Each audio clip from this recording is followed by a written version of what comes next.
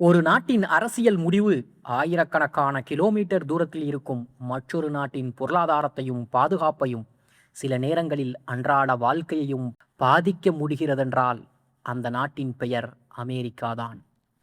இன்று உலகில் எந்த ஒரு பெரிய அரசியல் நிகழ்வை பார்த்தாலும், எந்த ஒரு முக்கிய பொருளாதார மாற்றத்தை ஆராய்ந்தாலும், எந்த ஒரு இராணுவ மோதலை புரிந்து கொள்ள முயன்றாலும் அமெரிக்கா என்ற பெயரை தவிர்க்க முடியாது. ஆனால் இந்த நிலை ஒரே நாளில் உருவானதல்ல. 20ஆம் நூற்றாண்டின் துவக்கத்தில் துவங்கி போர்கள், பொருளாதார நெருக்கடிகள், அறிவியல் முன்னேற்றங்கள் மற்றும் உலக அரசியல் மாற்றங்கள் ஆகியவற்றின் வழியாக அமெரிக்கா இன்று இருக்கும் நிலையை அடைந்திருக்கிறது. 20ஆம் நூற்றாண்டின் ஆரம்பத்தில் அமெரிக்கா வேகமாக தொழில்துறை வளர்ச்சியை அடைந்து கொண்டிருந்தது. ஐரோப்பிய நாடுகள் பல நூற்றாண்டுகளாக உலக அரசியலில் ஆதிக்கம் செலுத்திக் கொண்டிருந்த போது அமெரிக்கா தனது உள்நாட்டு பொருளாதாரத்தை வலுப்படுத்தி கொண்டிருந்தது. தொழிற்சாலைகள் அதிகரித்தன, ரயில் பாதைகள் விரிவடைந்தன, நகரங்கள் வளர்ந்தன. உலகின் பல பகுதிகளிலிருந்து குடியேறிய மக்கள் அங்கு புதிய வாழ்க்கையை உருவாக்கினார்கள். இந்த மக்கள் தொகை வளர்ச்சியும் தொழில்துறை உற்பத்தியும் அமெரிக்காவை ஒரு வலுவான பொருளாதார சக்தியாக மாற்ற ஆரம்பித்தது. முதல் உலகப் போர் உலக அரசியலின் திசையை மாற்றிய ஒரு நிகழ்வாகவே அமைந்தது. ஆரம்பத்தில் போரிலிருந்து விலகியிருந்த அமெரிக்கா பின்பு அதில் கலந்து கொள்ள ஆரம்பித்தது. இந்த போரில் அதன் பங்களிப்பு உலக நாடுகளின் கவனத்தையும் கூட ஈர்த்தது. போருக்கு பிறகு பல ஐரோப்பிய நாடுகள் பொருளாதார மற்றும் அரசியல் சிக்கல்களில் சிக்கிய போது அமெரிக்கா ஒப்பீட்டளவிலே வலுவாக இருந்தது. அதன் மூலம் அது உலக அரசியலில் ஒரு முக்கிய பங்காளியாகவும் மாறத் துவங்கியது. ஆனால் வளர்ச்சி என்றால் எப்போதும் நேரான பாதை அல்ல என்பதை அடுத்த சில ஆண்டுகளே நிரூபித்தன. 1929ஆம் ஆண்டு ஏற்பட்ட பொருளாதார வீழ்ச்சி அமெரிக்க வரலாற்றில் மிகப்பெரிய அதிர்ச்சியாகவே இருந்தது. வங்கிகள் மூடப்பட்டன, தொழில்துறைகள் நின்றன, கோடிக்கணக்கான மக்கள் வேலை இழந்தார்கள்.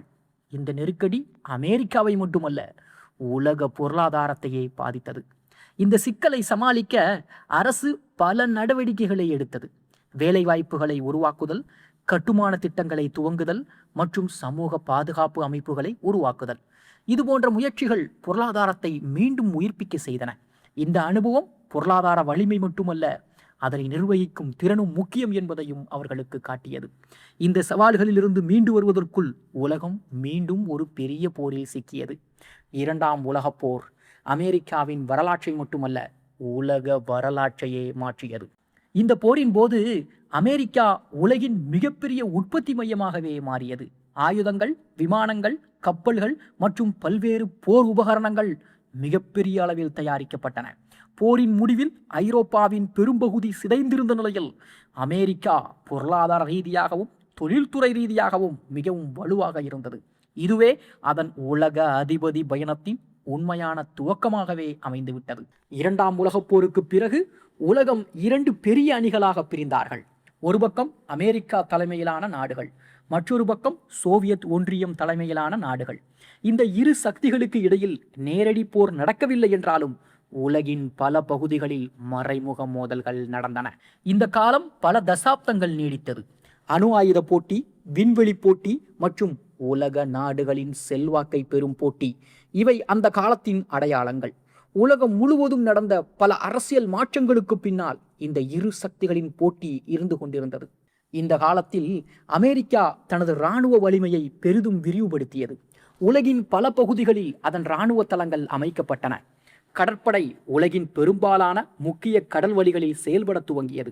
வான்படை மற்றும் தொழில்நுட்ப ரீதியாக முன்னேறிய பாதுகாப்பு அமைப்புகளும் உருவாக்கப்பட்டன. ஒரு நாட்டின் பாதுகாப்பை உறுதி செய்வதற்காக மட்டுமல்லாமல் உலக அரசியலில் தனது இருப்பை உறுதிப்படுத்தவும் இந்த இராணுவ வலிமை பயன்படுத்தப்பட்டது. அதே நேரத்தில் அறிவியல் மற்றும் தொழில்நுட்பத்தில் அமெரிக்கா உலகின் முன்னணியில் இருந்தது. கணினி, தொழில்நுட்பம், இணையம், மருத்துவ ஆராய்ச்சி மற்றும் விண்வெளி ஆராய்ச்சி ஆகிய துறைகளில் ஏற்பட்ட முன்னேற்றங்கள் உலக வாழ்க்கை முறையை மாற்றியமைத்தது. உலகின் பல திறமையான மாணவர்கள், விஞ்ஞானிகள் மற்றும் ஆராய்ச்சியாளர்கள் அமெரிக்காவிற்கு சென்று அங்குள்ள பல்கலைக்கழகங்கள் மற்றும் நிறுவனங்களில் பணியாற்ற துவங்கினார்கள். இந்த திறமைகளின் ஒருங்கிணைப்பு அதன் அறிவியல் முன்னேற்றத்தை மேலும் வேகப்படுத்தியது. 20ஆம் நூற்றாண்டின் இறுதியில் சோவியத் ஒன்றியம் சிதைந்த போது உலக அரசியலில் ஒரு பெரிய மாற்றம் ஏற்பட்டது. பல ஆண்டுகள் போட்டியிட்ட இரு சக்திகளில் ஒன்று மறைந்ததால் அமெரிக்கா உலகின் ஒரே முன்னணி வல்லரசாகவே மாறியது. இந்த காலத்தில் உலகமயமாக்கல் வேகமடைந்தது. சர்வதேச வர்த்தகம் அதிகரிக்க துவங்கியது. இணையம் உலகத்தை இணைத்தது.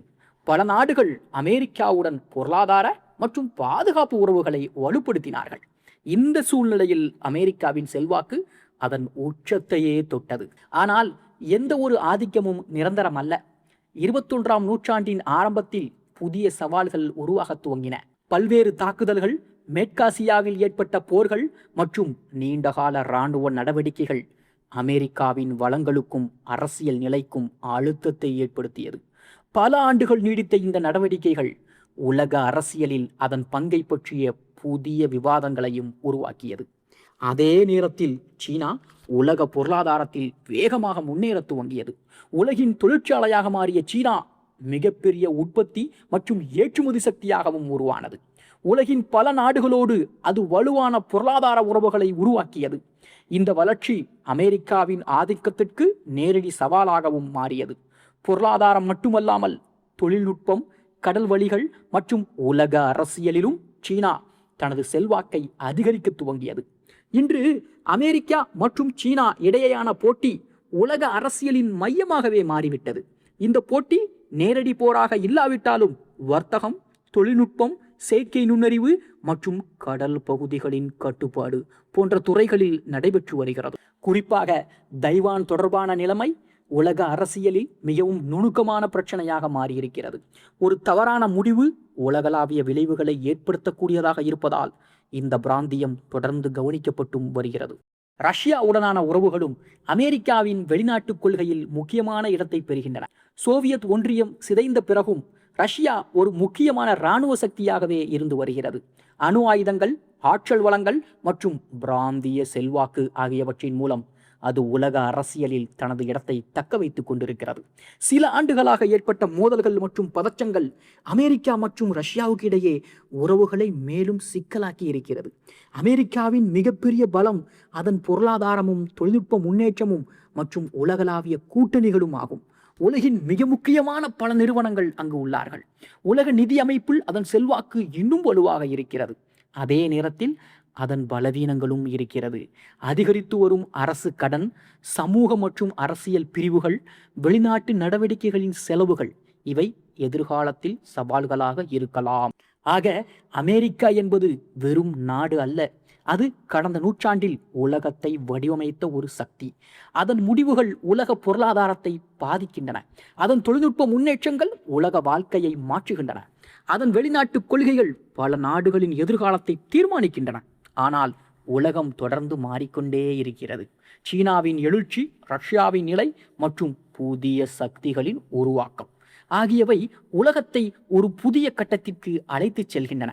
இந்த புதிய உலகத்தில் அமெரிக்கா தனது முன்னிலையை தக்க வைத்துக் கொள்ளுமா அல்லது பல சக்திகள் இணைந்து செயல்படும் ஒரு புதிய சமநிலை உருவாகுமா என்பது வரவிருக்கும் தசாப்தங்களில் தெரியும்.